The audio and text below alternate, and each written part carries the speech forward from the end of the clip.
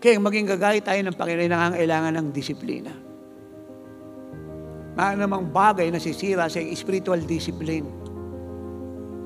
Magbababa ng iyong relationship sa Lord. Magbababa ng hunger mo sa Kanya. Magbababa ng tears mo sa Kanya.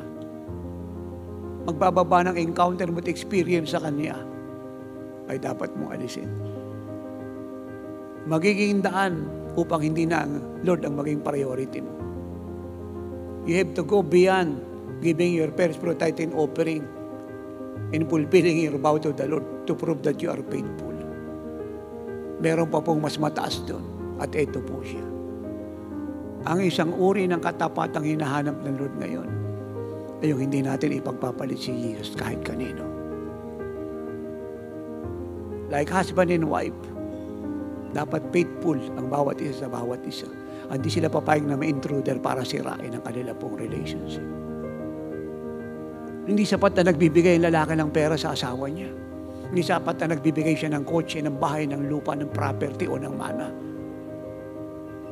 Mababang klase po ng katapatan yun na yung kanyang duty ginagawa niya. Mababang klase yun. Ang pinakamataas na uri ng katapatan, tapat siya sa kanyang asawa.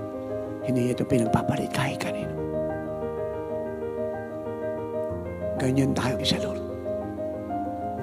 Hindi natin siya kinokompromise kahit kanino. Yung po isang uri ng katapatan na hinahanap ng Lord.